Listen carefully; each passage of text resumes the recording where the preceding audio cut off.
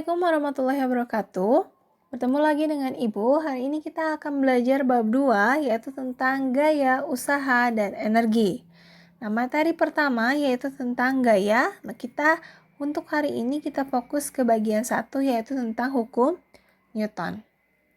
Nah, tujuan pembelajaran untuk hari ini, setelah pembelajaran, peserta didik dapat pertama, menjelaskan pengertian gaya. Kedua, mengidentifikasi hukum-hukum Newton yang berhubungan dengan gerak benda.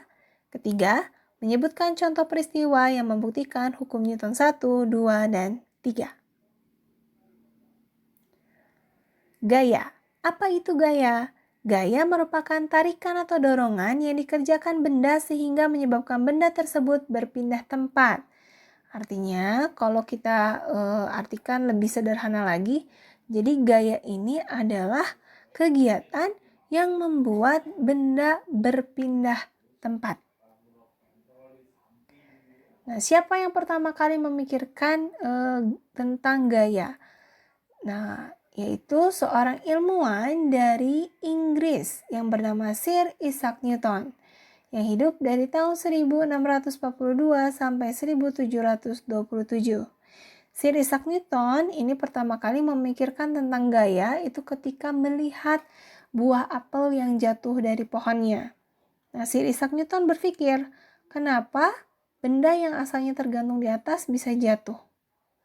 Nah, dari pemikiran inilah muncullah hukum Newton yang diambil dari nama penemunya yaitu Sir Isaac Newton. Hukum Newton ada 3, kita bahas hukum Newton yang pertama. Nah, apa bunyi dari hukum Newton yang pertama? Yaitu, jika resultan gaya yang bekerja pada suatu benda sama dengan 0, atau tidak ada gaya yang bekerja pada benda tersebut, maka benda yang mula-mula diam akan tetap diam. Sedangkan benda yang mula-mula bergerak akan terus bergerak dengan kecepatan tetap. Oke, jika kita simpulkan, maka hukum Newton 1 ini maksudnya benda yang diam akan tetap diam.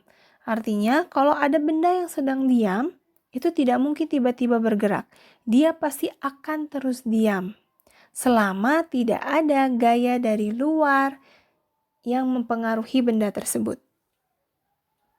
Yang kedua, benda yang bergerak lurus beraturan akan terus bergerak beraturan. Artinya, kalau ada benda yang sedang bergerak, dia tidak mungkin tiba-tiba berhenti. Dia pasti akan terus bergerak selama tidak ada gaya dari luar yang mempengaruhinya. Nah, secara matematis, hukum 1 Newton ini dirumuskan dengan persamaan sigma F sama dengan 0. Jadi, maksudnya apa? Maksudnya adalah resultan gaya sama dengan 0. Jadi kalau gayanya 0, ya pasti tidak akan terjadi perubahan pada posisi benda. Nah, untuk lebih mengerti kita lihat contoh penerapan hukum 1 Newton. Yang pertama, makanan yang dihidangkan untuk tamu di atas meja dalam keadaan diam tidak akan jatuh jika tidak ada gaya dari luar yang bekerja terhadap makanan tersebut. Misalnya kalian menyimpan gelas di atas meja. Selama tidak ada gaya dari luar, gelas tersebut akan terus diam. Tapi ketika kalian memberikan gaya, misalnya kalian mendorong mejanya sehingga gelasnya terguling. Artinya, ini sudah bukan hukum 1 Newton lagi, karena sudah ada gaya yang mempengaruhi dari luar. Contoh yang kedua, pengemudi yang baik akan mengerem kendaraannya secara perlahan agar tidak membuat penumpangnya terdorong ke depan. Nah, kalau di SMP ini mungkin sudah pernah dibahas. Jadi, biasanya contoh untuk hukum Newton 1 ini adalah ketika mobil sedang diam, kemudian tiba-tiba mobil dinyalakan dan mobil bergerak maju ke depan, itu biasanya badan kita akan terhentak ke belakang. Nah, ini membuktikan bahwa badan kita sedang mempertahankan posisinya yang diam. Atau sebaliknya, ketika mobil sedang berjalan, kemudian tiba-tiba direm. Nah, ini kan gaya ya. Tiba-tiba direm, sehingga badan kita yang semula mengikuti pergerakan mobil, ketika direm tiba-tiba, badan kita akan terhentak ke depan.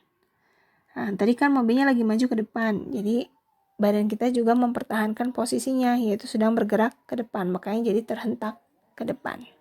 Nah, itu adalah contoh penerapan hukum 1 Newton. Kita masuk ke hukum 2 Newton. Hukum 2 Newton menyatakan percepatan akan sebanding dengan resultan gaya dan akan berbanding terbalik dengan massa benda. Maksudnya apa? Nah, kita simpulkan. Maka hukum 2 Newton ini, dia menyatakan semakin besar gaya, maka semakin besar juga percepatannya. Jadi kalau kita ngasih gayanya besar, berarti kecepatan atau percepatan bendanya juga besar. Yang kedua, semakin besar gaya, maka akan semakin kecil massa bendanya. Nah, kalau ini kebalikannya. Semakin besar gaya, maka massa bendanya semakin kecil. Nah, sehingga kita rumuskan secara matematis, hukum 2 Newton itu rumusnya A sama dengan sigma F per M, atau sigma F sama dengan M kali A. Sigma F itu resultan gaya, M itu massa benda, dan A itu percepatan. Nah, sesuai hukumnya, lihat ke sini. Percepatan sama dengan resultan gaya. Makanya di sini A sama dengan sigma F. Nah, tapi resultan gaya ini berbanding terbalik dengan massa, makanya dibagi rumusnya. Sigma F dibagi M. Nah, itu adalah untuk hukum Newton 2. Nah, untuk lebih jelas, kita lihat contoh penerapan hukum 2 Newton. Yang pertama, benda yang memiliki massa besar akan lebih ringan jika dipindahkan melalui lintasan yang miring. Contoh yang kedua, mobil mogok akan lebih ringan jika didorong oleh banyak orang dibandingkan oleh 2 orang. Jelas ya, ketika gayanya besar, jadi ibaratkan orang-orang ini gaya.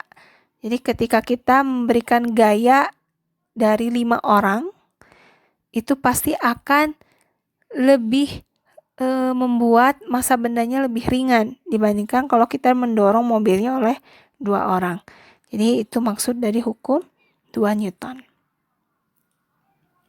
Yang ketiga, hukum 3 Newton ini menyatakan jika benda pertama melakukan gaya terhadap benda kedua juga melakukan gaya terhadap benda pertama yang sama besar tetapi berbeda arah.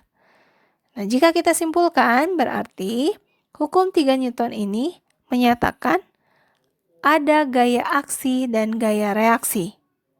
Yang kedua, arah selalu berlawanan. Dan yang ketiga, bekerja pada 2 benda yang berbeda. Nah, jika dirumuskan, rumusnya adalah F aksi sama dengan min F reaksi. Maksudnya apa? Gaya aksi itu sama dengan min gaya reaksi. Min pada gaya reaksi ini menunjukkan perbedaan arah. Jadi kalau F aksinya ke depan, min F reaksi berarti lawan dari arah ke depan itu ke belakang.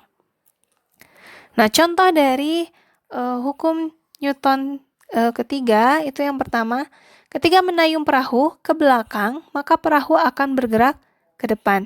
Jadi kalau misalnya kita memberikan gaya tenaga mendayung perahunya ke belakang, nah perahunya akan maju ke depan, berlawanan.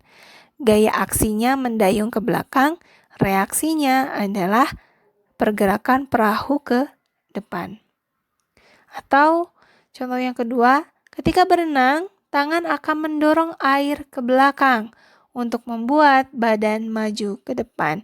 Kalau yang suka berenang, atau kalau kalian ingat lagi ketika kalian berenang, ketika tangan kita mendorong air ke belakang, misalnya renangnya dengan gaya bebas. Ketika kita mendorong airnya ke belakang, badan kita ini akan terdorong ke depan. Jadi ada gaya aksi, yaitu mendorong air ke belakang. Reaksinya, yaitu badan kita maju ke depan. Nah, itulah materi hari ini. Nah, untuk tugasnya, kalian merangkum materi bab 2 yaitu materi 1 gaya bagian 1 hukum Newton. Kalian kerjakan di buku tulis, setelah selesai kalian fotokan, kemudian dikirim ke Google Classroom atau ke WhatsApp ataupun ke email. Jika ada yang ditanyakan, bisa langsung di forum Google Classroom atau bisa di WhatsApp. Nah, sekian pembelajaran hari ini. Wassalamualaikum warahmatullahi wabarakatuh.